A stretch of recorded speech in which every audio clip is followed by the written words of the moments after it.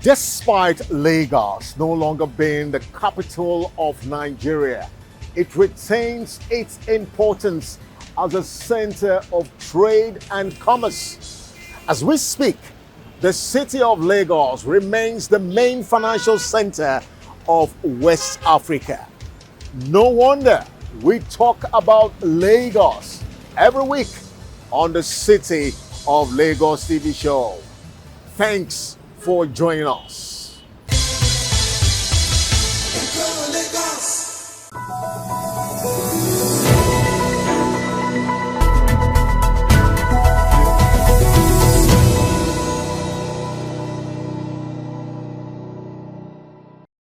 Mr. Babajide Sanwo-olu, as a governor in every of his official engagements, has exhibited absolute and total commitment, as well as dedication and dexterity to state matters, especially as it concerns growth, development, and advancement of the city of Lagos. And so, what's new from the governor's office this week? Join us as we share with you recent activities of the number one citizen of Lagos State.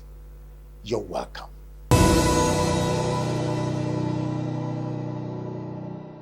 The Lagos State Governor, Mr. Babajide Sanwo-olu, was the chief host at the recently held Lagos International Fire Safety Conference 2.0 with the theme, Leveraging Technology and Community Engagement to Prevent Fires. While describing the theme as apt and timely, Mr. Governor reeled out the scorecard of the state's fire service in combating fire disasters in Lagos, while noting the diverse importance of technological innovations and strategies in fire prevention and control. Mr. Governor, however, submitted that inadequate funding is a critical challenge that must be addressed by all stakeholders to sustain and improve fire prevention, control, and management moving forward. This conference, in our view, will certainly become a united front in our shared mission to protect life, to protect property, and the very heartbeat of our economy, which is the state, from devastating impact of fire. And it's important for us to remind ourselves, and in 2023, our fire and rescue service bravely responded to over 2,500 distress calls. Last year, we responded to a number that is slightly lower than that. And we can see from the reports of the Director of Fire Service, we've seen a significant drop from 2,500 in 2023 to 1,964 in 2024. So what it means is that it's either our advocacy is working, people are becoming a lot more cautious, people are becoming a lot more alive to their responsibility, and the communication and engagement that we are hoping and we're seeking to have with them is working. It's not like, the city is any smaller, businesses are growing bigger, activities are happening more, but the level of communication and the level of engagement that we're having means that, the effort of the government and the effort of the private sector, all of us working together, is beginning to see the effect of a drop, about 20% drop in even the call out that we saw between 2023 and now 2024. Our belief is that by the end of 2025, we'll even have a better response time and a better, a reduced call-up. The theme for this year's conference, leveraging technology and community engagement to prevent fire. How do we deploy appropriate technology in terms of response, in terms of activation, in terms of the response time, and how do we use that, with all of our community engagement, our civil society, civil society groups, our traditional institutions, our neighborhood watch, CDC, CDA, market men, market women, all of them are the relevant community engagement, which speaks to the theme for this year's conference. And it's about using two powerful tools together, smart technology and active community participation. We now have drones that we can quickly deploy to fly over an area to check what is burning. We have cameras that we can see, that we can, use to monitor and track.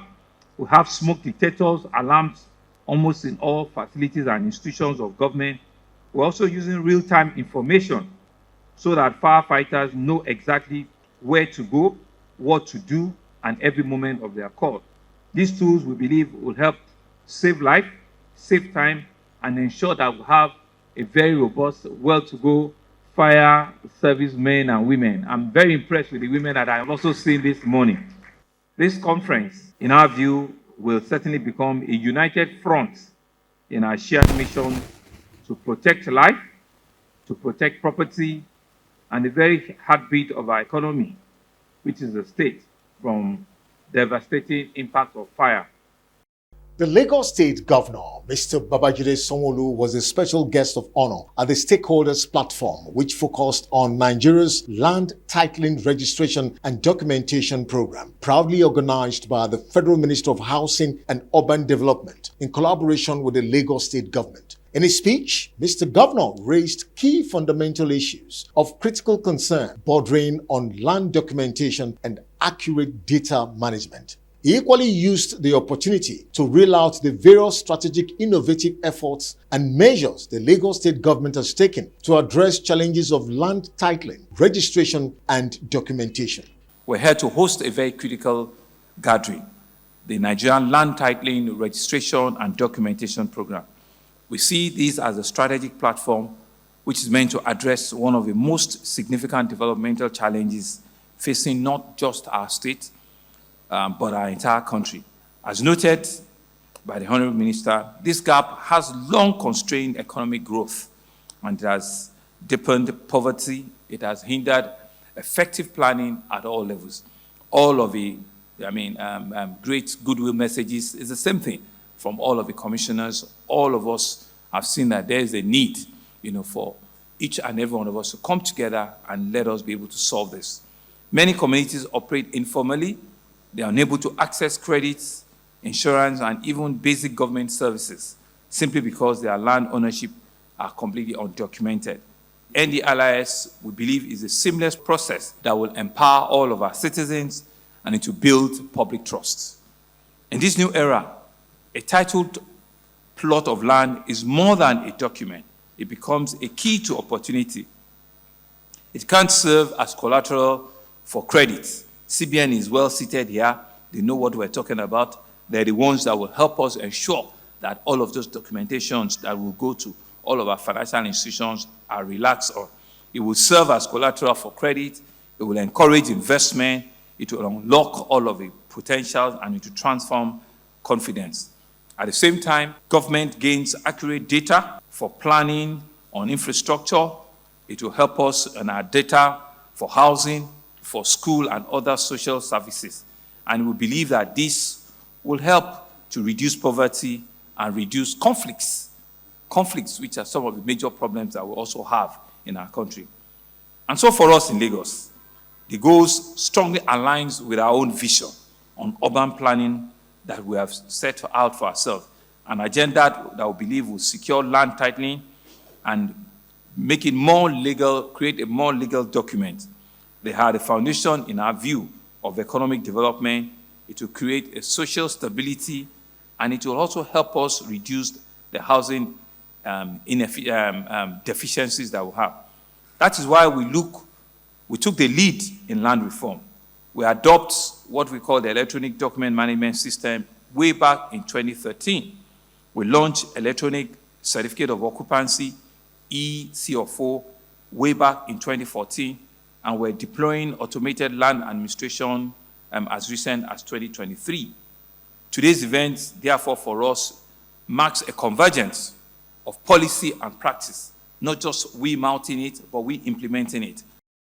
Still from the governor's office, the Lagos State Governor, Mr. Babajide Sanwo-olu, has strongly advocated for a move from reactive responses to proactive strategies as it concerns building collapse across Nigeria and especially in Lagos State. The governor made this position known at a recent stakeholders gathering organized by the Federal Ministry of Housing and Urban Development in conjunction with the Lagos State government through the Lagos State Building Control Agency, LABSCA.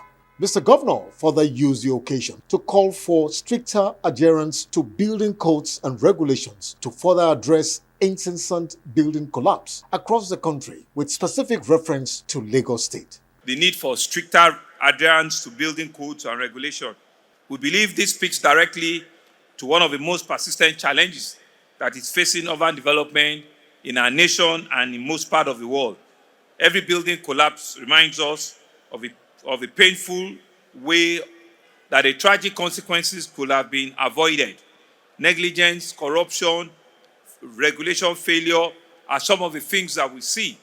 And these things, they happen in our schools, they happen in our homes, in our various workplaces, in our place of worship. And we say that we must stop it. There must be an end to all of this. According to the Building Code, Building Collapse Prevention Guide, we recorded about 180 between 2005 and 2002. And we know that a significant percentage also happened in Lagos. But this year, we are beginning to see a massive reduction in incidents of building collapse. And with the way we're seeing it, by the end of the year, it will be the least in the last 20 years that we have seen of building collapse. Let's give ourselves a round of applause. It means that all of this, our stakeholder engagement and our proactive actions, is taking a proper line and is beginning to have impact. The ripple effects, when it happens, is always far-reaching. Injuries and loss of property is not what any government will fold its arms and see happening. Lagos is a city of ambition, and it has rapid growth. But with growth comes the duty to ensure that the safety of life and property is paramount. That is why we must move from reactive responses to proactive strategies. We must ensure that the root causes of building collapse, which may include substandard material, engagement of unqualified professionals, non-adherence to approved building plans, and absence or delay in obtaining approval, corruption in the permit and monitoring process, poor supervision and monitoring, lack of maintenance culture. These are some of the reasons why we think these things happen. Earlier at the event, the special advisor to Mr. Governor on EGIS and urban development, Dr. Olajide Abiodun Babatunde, and representatives of LAPSCA and the Ministry of Housing and Urban Development spoke on proactive and strategic steps being taken at the state and federal level to ensure quality control and effective regulation to building infrastructure to avoid building collapse. This is something that we embrace in Lagos. We've been doing this for a number of years now. Even last year, we were at Bimora. We had thousands of people attend the stakeholder workshop. So we know that building construction and building production is not only with the professionals, but it is with all of us. So we all have to be vigilant, and we need to bring ourselves together to talk to ourselves properly so that we can understand what we need to do. Mr. Governor has told us several things that we need to do to get across to the people. Very, very soon, we are going to have booklets in different dialects of our country, not just Yoruba, not just Egun, not just Igbo, not just Hausa, because Lagos is a city that has received everybody.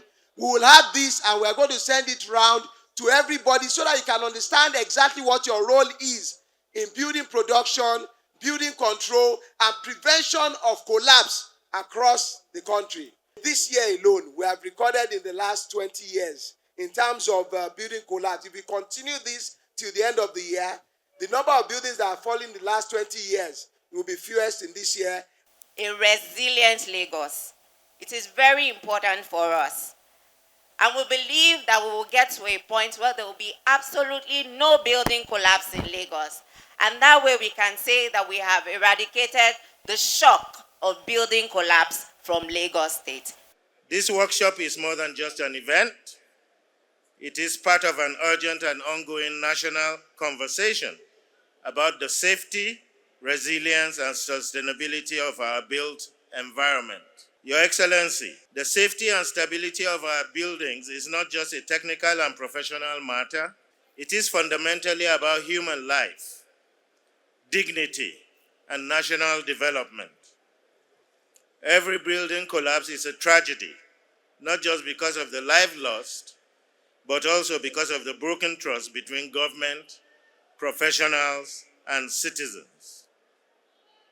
Over the years, we have witnessed far too many incidents of structural failure across the country. Many of these have been traced to factors such as poor design and engineering practices, use of substandard materials, non-compliance with building codes and standards, weak regulatory enforcement, and inadequate maintenance of existing structures. In furtherance of his administration's commitment to drive economic growth, community upliftment, and poverty alleviation across Lagos State, the Lagos State Governor, Mr. Babajide Sanwo-olu, witnessed the Ministry of Women Affairs and Poverty Alleviation Year 2024-2025 student graduation ceremony of 5,309 graduates from various skills acquisition centers in Lagos. In her opening remark, the Honorable Commissioner for WAPA, Mrs. Cecilia Dada, noted that the event was indeed a testament to inclusive development and empowerment of every segment of the society in the city of Lagos. Today, we are gathered to mark the graduation of 5,309 students from the 2024 session of our WAPA Skills Acquisition Centers. These individuals, through dedication, resilience, and hard work, have completed their trainings in various vocational and entrepreneurial skills, preparing them to become job creators and employers of labor. This figure is more than just a statistic. It represents 5,309 new opportunities for economic growth, community upliftment, and poverty alleviation across our state. It is a testament to the Lagos State government's unwavering commitment to inclusive development and the empowerment of every segment of our society, especially the men, the youths, and the vulnerable. In his speech, Mr. Governor submitted that the event is a strong reflection of resilience and vision to succeed as a people. He equally challenged the graduates to see the opportunity as a call to action to drive change and create opportunity in their various areas of expertise and endeavors. We are supporting and we're graduating over 5,411 from our 2024-2025 batch of the Lagos State Skills Acquisition Center under the Ministry of Women Affairs and Poverty Alleviation. This gathering, as has been said, is a gathering of resilience. It's a gathering of vision and immense potential that we have as a people. Today, we're proud that all of you, 5,000 plus, have graduated from about 19 of our various skills acquisition centers. And we have graduated close to 40,000, about 35,000 plus in the last 5-6 years, even during difficult times. And you can see that WAPA has kept faith. Your various skills acquisition agencies have kept faith year in, year out to be able to do this for you. I think you deserve a bigger round of applause again. Each one of you have earned a Lagos State competency certificate, having successfully completed the standard unified syllabus training. Congratulations to every one of you for these remarkable achievements. You might not know what you have birthed or what you have started, but I want to say to you, and like what the speaker had said, the journey of 1,000 miles starts with a step. Coming in this morning, I can see the excitement in a lot of you. I have 3-4 other activities to do today, but I said to myself that the one that is most important to me is the one that touches life. It's the one that will affect each and every one of you.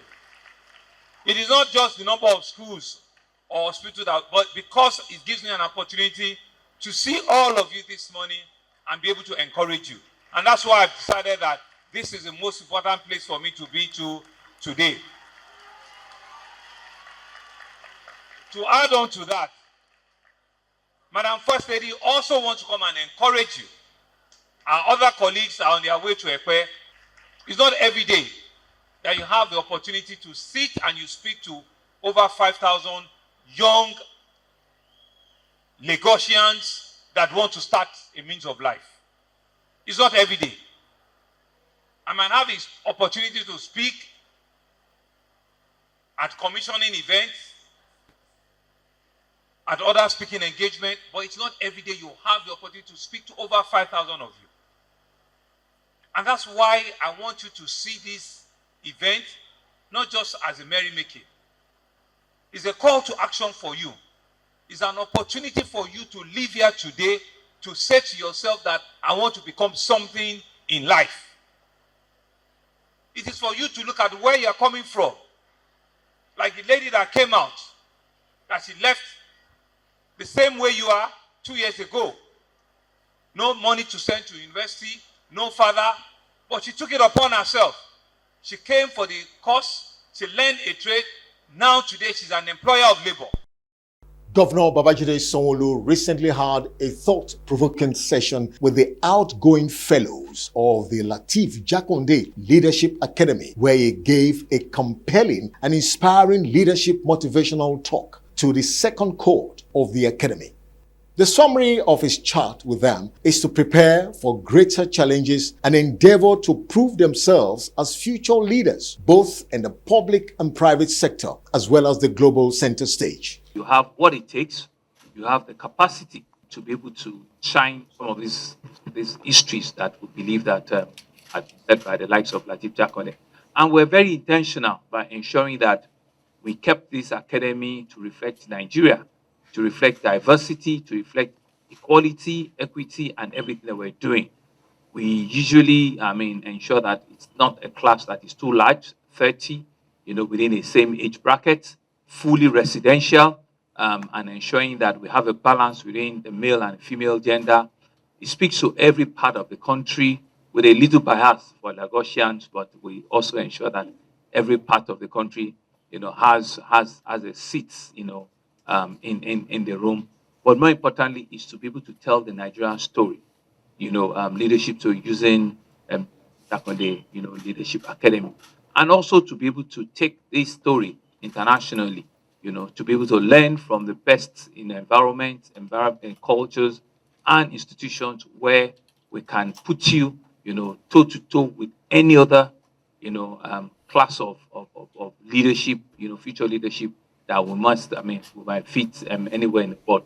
So that being said, we believe that the vision it's well, deep, very robust, and we're excited that the House of Assembly bought into the vision with us. So it is a leadership academy that we believe will outlive us, deputy and myself, and we believe that it will, on a sustainable basis, begin to have a full life of its own and be with us for a very, very, very long time.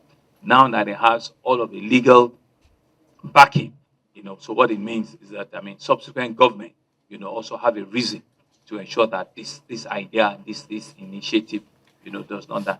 And for us, this is the minimum we can do, a roadmap for future leaders of our country in both public and private space. And I believe that some of you in this room that we've seen the first cohort, you will take on the world, not just the country, you will take on the world and become, part of the world leading stories. In a brief chat with the press, the executive secretary of the academy, Aisha Bade Okunade, spoke on the need for the meeting and the set objectives of the academy. The governor offering his parting words to our outgoing fellows. So Lateef Jakonde Leadership Academy is a place where we groom young leaders across the state, across the country, and equip them with leadership skills that would put them in key positions of leadership and also transform Nigeria eventually. It's really the human capital space.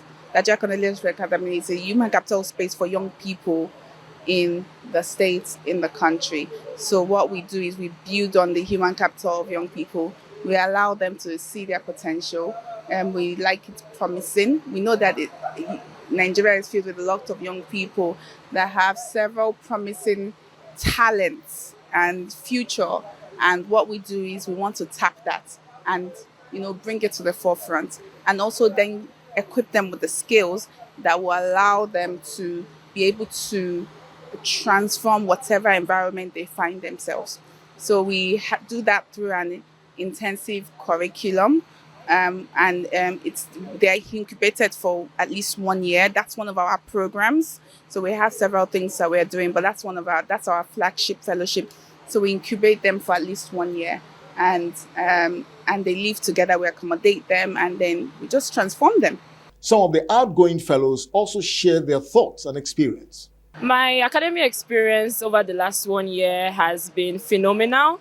I have had access to the back end of governance, seeing how governance really work, and realizing that what we see on the outside actually differs from what happens at the background, meaning that there is a lot of work that happens behind the scenes in order to make Lagos work. And it has been an immense privilege to be a part of doing what makes Lagos work. 1 year here has been highly transformative and very engaging. So for someone like me, coming from the private sector and then getting an opportunity by Mr. Governor to be in this cohort and then also understudy public service in Lagos State, which everybody knows is the best public service in Nigeria, coming from Kogi State, having lived most of my life in the north, and then having this opportunity to serve in the southwest was indeed very transformational. I've had the opportunity to work across multiple MDAs and learn firsthand how public service in Lagos State has been. So it's indeed very transformative, I must say. You're still watching from the Governor's Office platform on the City of Lagos TV show. Next is Infrastructure Lagos. We'll be right back.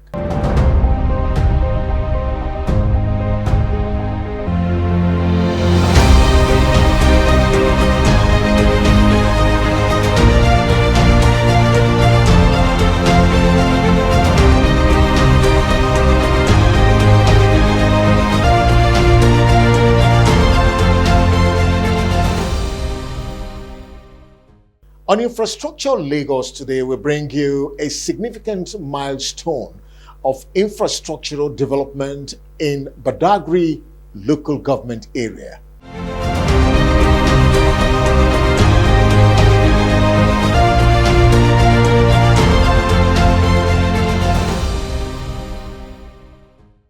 And so, as part of the broader urban regeneration and intramodal transportation strategy, under the Themes Plus agenda of Governor Babajide Sanwo-olu, the Lagos State Governor commissioned strategic network of roads recently in Badagry local government area. The governor in his speech noted the economic value, commercial benefits and advantages of the road networks and their impacts on tourism sector potentials in Badagry. As we promised, we're using the improved infrastructure of roads to enhance the trade and the commerce that we know Badagry of. We know that this will further stimulate the tourism sector potentials, and most importantly, it will open up all the remote areas. We are convinced that this infrastructure development remains the foundation of vibrant tourism sector. A key aspect of an inclusive governance will continue to provide infrastructure that will support your businesses, that will create employment and will improve the living standards of our people. And to further demonstrate our deep commitment to infrastructure development throughout the entire state. Today, there are 7 roads in total today that we're handing over to our people in Badagry division. And so you can see that no part of Lagos has been left undone. We have gone to Koshofe, we have been to Ifakojaye, we have been to Etiosa, we have been to Alimosho, we have been to Ikeja, we have been to Amuwo-Odofin, we have been to Agege, we have gone to Alimosho, we have gone to Lagos Island. Now we're in Badagry. After Badagry, in the next couple of days and weeks, we'll be going back to Ikorodu, where I want to confirm that the construction of Iberigbe, Ewele to Bodu Junction to Berigbe town, which is an important critical road for Ikorodu people, has also been completed. It's just for us to clean it up. The construction of the Okwebi Link Bridge and approaches, which we all see, is almost 95% completed, which is at Ojota, Koshofe, and Ikeja. It will be a major opening of Lagos. The ongoing Lekki-Epe Express Road also have advanced. And so you can see that we're not leaving any part of the state to chance. And the approach that we've adopted aligns with our broad visions, which is for inclusive growth, where every community is not left behind. Earlier, the special advisor to Mr. Governor on Works and Infrastructure, Engineer Olufemi Olubumi Daramola, gave a detailed highlight on the road projects and other infrastructural facilities that came with the projects. The state government has remained focused on bridging critical connectivity gaps and improving access within and across communities. Today, a total of 19.1 kilometers of road network is being commissioned. This commissioning forms part of a series of road infrastructure rollouts that began in December 2024 and have continued into 2025 under the visionary leadership of Mr. Governor and Mr. Deputy Governor. In celebration of our collective progress, we officially commissioned the following key road projects. Reconstruction of Hospital Road, Phase 1. This important 3.3 kilometers dual carriageway road with an average width of 13.1 meters with a semi-rigid pavement finish takes off from Market Road and extends to the Lagos State University Foundation campus. It connects several key communities to the Lagos-Badagry Expressway through Joseph Dosu Road. It has been transformed into a modern access route, improving community connectivity and supporting the state's intermodal transportation framework. The second one, construction of Samuel Ekundayo Toga Road, phases 1 and 2. This strategic arterial route spans 9.7 kilometers with an average width of 9 meters and was executed in 2 phases. Phase 1 from Joseph Dosu Junction to Toga Road, connecting Lagos-Badagry Expressway. And Phase 2 from Toga intersection, connecting Aradagun-Musafejo Road. The road has a 2-lane carriageway, serves as a bypass to Lagos-Badagry Expressway, Limca, Ibereko, Badagry roundabout. Apart from easing traffic, it plays a vital role in improving community interconnectivity in line with the state's intermodal transportation vision. The third one, rehabilitation and upgrading of Aradagun-Musafejo Ilado Imeke Road, Phase 3. This project completes previous interventions. This Phase 3 covers a 6.1 kilometer, 2-lane single carriageway with a 9-meter width, constructed with a semi-rigid pavement finish, and further enhances access to the Lagos-Badagry Expressway. The transformation of this area highlights the government's ongoing commitment to sustainable infrastructure development and efficient intra-community connectivity. The scope of work for these projects include, but are not limited to, site clearance, relocation of services, construction of culverts and drains, laying of crushed stone bays, asphaltic concrete surfacing, 80 mm 45 MPa interlocking pavement finish, provision of solar-powered street lights, traffic signal lights, service ducts, pedestrian walkways and signages, lane marking and curb painting. These infrastructure upgrades are targeted at ensuring easier movement of goods and people.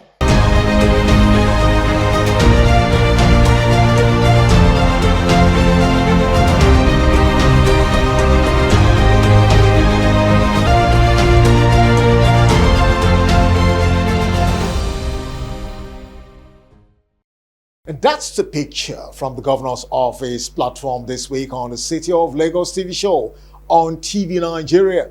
Thanks for watching.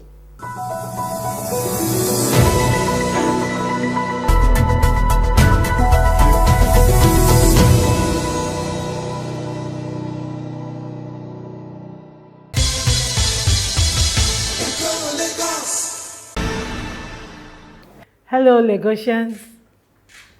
My name is Bolaji Cecilia Dada, the Honorable Commissioner for Women Affairs and Poverty Alleviation, Lagos State. I'd like you to know that in Lagos State Ministry of Women Affairs, we're saddled with the responsibility of your welfare as women and your empowerment. The Governor of Lagos State, Mr. Babajide Olusola Sanwo-olu, who is very passionate about the plight of women in Lagos State, has approved several empowerment programs for women in Lagos State. We have 19 skills acquisition centers spread across the 5 divisions of Lagos State, free of charge, with about 20 vocations being taught there. Why don't you afford yourself the opportunity to learn a skill free of charge? If you do not want the long-term skills, you can afford the 4-week skills where you'll be trained, you'll be empowered with enabling equipment for you to be able to start your own business. For most of the beneficiaries of that program, before the end of the 4 weeks, they're already making money. You can imagine a woman who learns how to do the makeup and gele, and all she needs to do is to go to event centers from Wednesday, Thursday, Friday, Saturday, Sunday, and makes about 5,000 a day or 10,000 a day. When she ties gele, 1,000 for people, all she needs is to tie for 10 people in a day. And she makes 50,000 in 1 week. That's about 200,000 in a month. Who says that poverty cannot be eradicated in Lagos State? Give yourself that opportunity. Join us in the Ministry of Women Affairs and Poverty Alleviation and be empowered. Mr. Babajide Olushola Sanwo-olu has given you the opportunity in Lagos State to be empowered. Lagos has zero tolerance for lazy women. Ìgbéga ìpínlẹ̀ Èkó àjùmọ̀ṣe gbogbo wa ni o.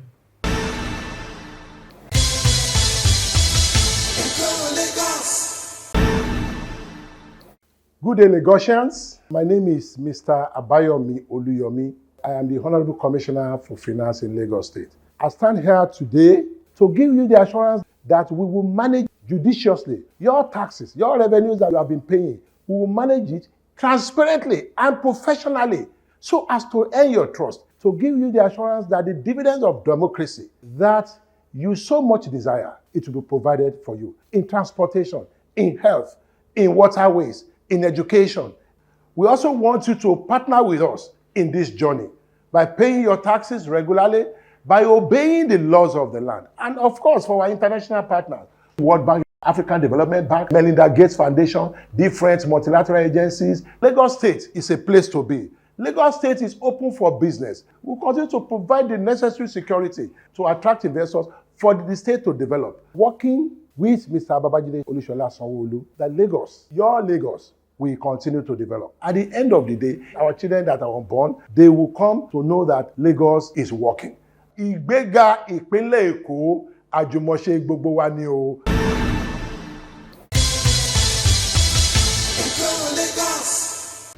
No city today in Nigeria can challenge the strategic importance, relevance, viability, dynamism, and influence of Lagos. This is our beloved city. Join us again next week for another expose on Lagos. Thanks for watching.